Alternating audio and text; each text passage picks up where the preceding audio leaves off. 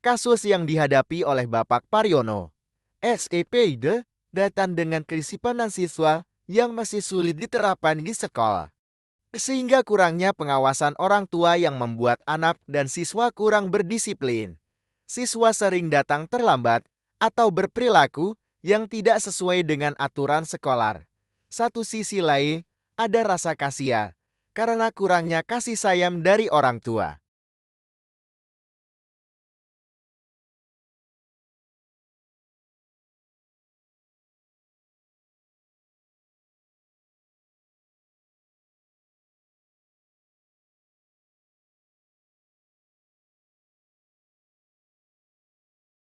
Bagaimana Bapak mengidentifikasi sebuah kasus untuk membedakan?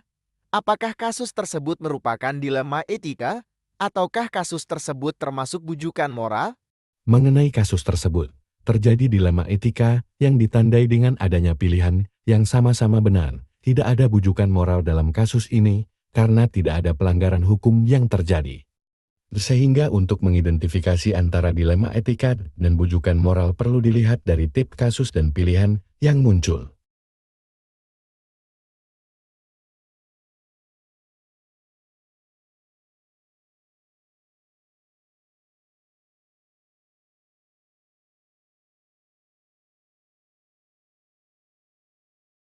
Bagaimana selama ini Bapak sebagai pemimpin melakukan pengambilan keputusan untuk menyelesaikan kasus-kasus yang terjadi di sekolah Bapak ini?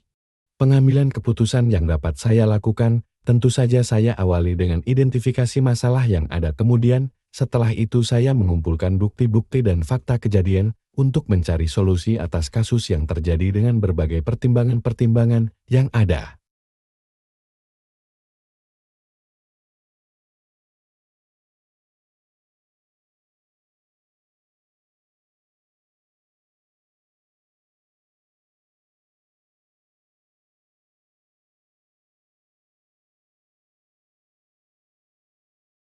Langkah-langkah nyata apa saja yang sudah Bapak lakukan selama ini dalam pengambilan keputusan? Langkah yang saya lakukan pertama kali adalah identifikasi kasus, yaitu kapan dan di mana terjadinya serta bagaimana kronologis kejadiannya.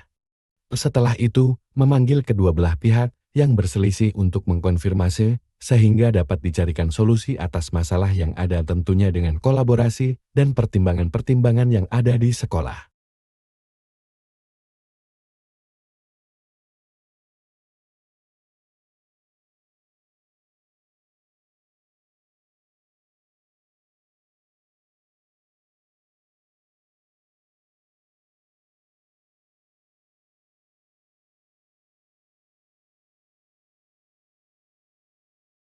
Apa saja yang selama ini Bapak anggap efektif dalam pengambilan keputusan? Pengambilan keputusan yang saya lakukan selama ini adalah dengan musyawarah sehingga dapat mencapai keadilan bagi semua pihak. Apa saja yang selama ini Bapak anggap efektif dalam pengambilan keputusan?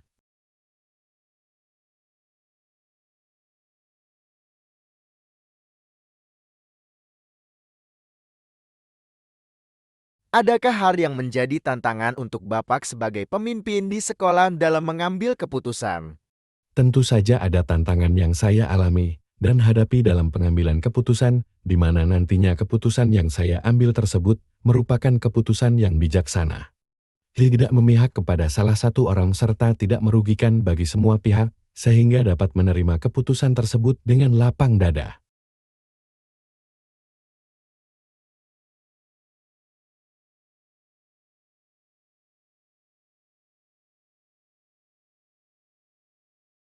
Apakah selama ini Bapak memiliki jadwal khusus dalam menangani kasus bagi permasalahan yang ada?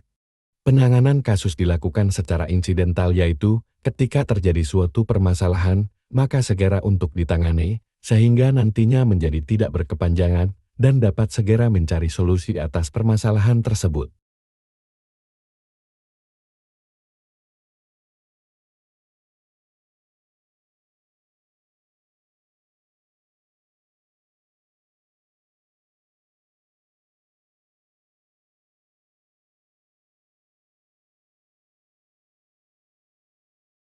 Faktor-faktor apa saja yang membantu dan menjadi pertimbangan Bapak dalam mengambil keputusan? Dalam mengambil keputusan, saya selalu melibatkan dan meminta pertimbangan pihak lain sebagai masukan untuk mencari solusi dari permasalahan yang ada. Faktor-faktor apa saja?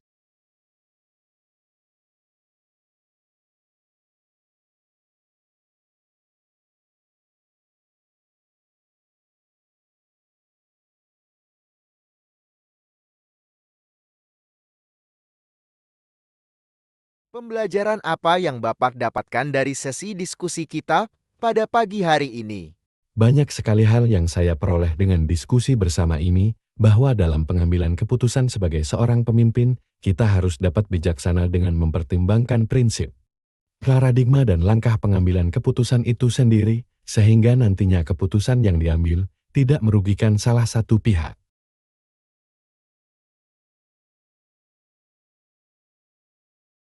Kasus yang dialami oleh Ibu Sudarti selaku kepala sekolah adalah saat periode kenaikan kelas akan berlangsung. Beliau dihadapkan dengan permasalahan di mana ada siswa ABK kelas 5 yang belum bisa membaca.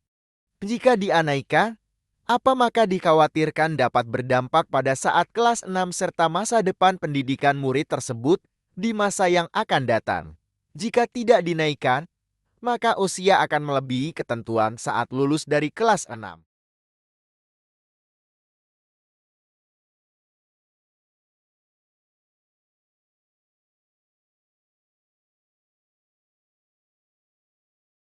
Bagaimana Ibu mengidentifikasi sebuah kasus untuk membedakan?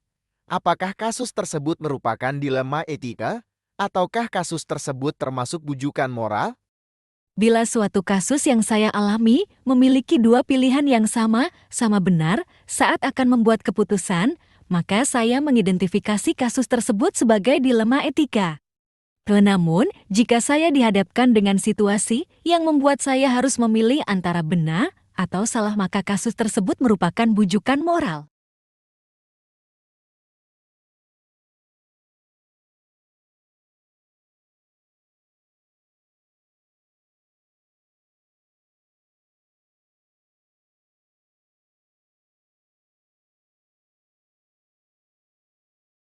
Bagaimana selama ini Ibu sebagai pemimpin melakukan pengambilan keputusan untuk menyelesaikan kasus-kasus yang terjadi di sekolah Ibu ini?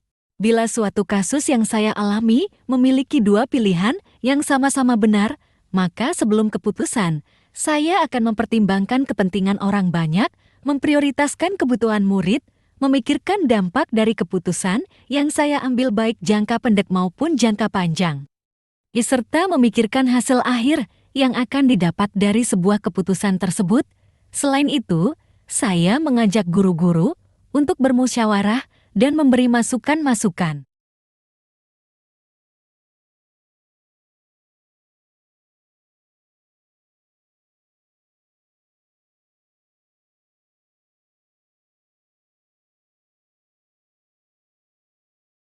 Langkah-langkah nyata apa saja yang sudah Ibu lakukan selama ini dalam pengambilan keputusan? 1. Menelah kasus yang terjadi rinci, misalnya waktu kejadian, pihak yang terlibat alasan, dan lain-lain. 2. Selanjutnya, saya mengidentifikasi apakah ada aspek pelanggaran hukum atau pelanggaran aturan dalam situasi tersebut. 3. Kemudian, saya akan membuat keputusan berdasarkan nilai-nilai kemanusiaan, kepedulian, dan keadilan.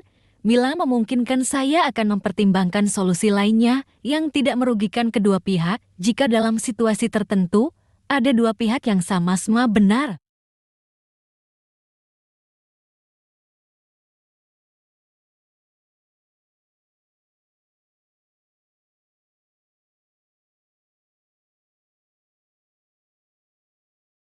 Apa saja yang selama ini Ibu anggap efektif dalam pengambilan keputusan? Pada kasus dilema etika, menurut saya ada beberapa hal yang efektif dalam membuat keputusan, yaitu melakukan pengujian benar lawan benar. Biasanya setelah melakukan pengujian tersebut, saya bisa lebih mudah menetapkan prinsip dalam membuat keputusan.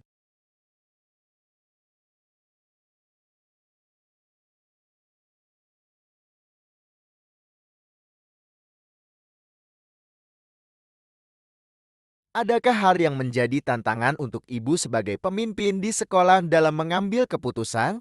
Selama ini, yang menjadi tantangan dalam cara saya mengambil keputusan pada kasus-kasus dilema etika adalah bagaimana memberikan pengertian kepada pihak yang merasa tidak puas terhadap keputusan yang saya buat.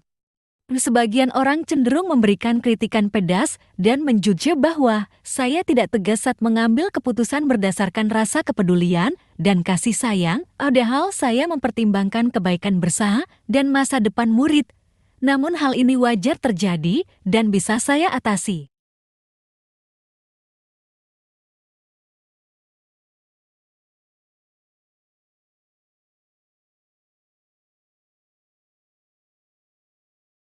Apakah selama ini ibu memiliki jadwal khusus dalam menangani kasus bagi permasalahan yang ada?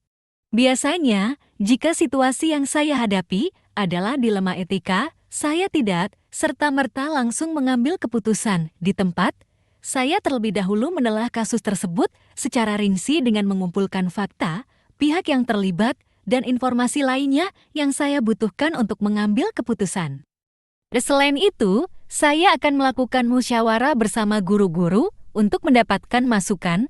Kemudian saya akan mengambil beberapa waktu untuk berpikir dengan matang.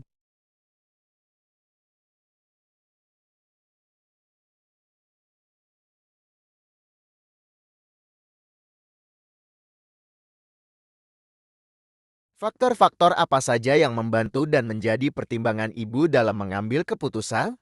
Terkadang ada kalanya, saya membutuhkan pendapat dari orang lain dalam membuat keputusan. Biasanya yang membuat saya adalah orang-orang yang mempunyai pengalaman di bidangnya, misalnya pada kasus yang berkenaan dengan murid, ada wakil kesiswaan yang membantu saya, dan lain sebagainya. Hal ini tentunya dapat mempermudah saya dalam mengambil keputusan.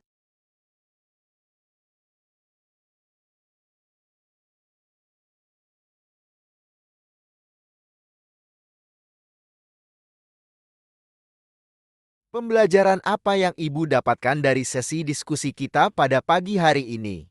Ada banyak hal yang saya pelajari dari berbagai pengalaman saya dalam mengambil keputusan. Saya mempelajari bahwa dalam kasus dilema etika, memang tidak ada keputusan yang betul-betul sempurna. Suatu keputusan pasti memiliki kekurangan maupun kelebihannya masing-masing.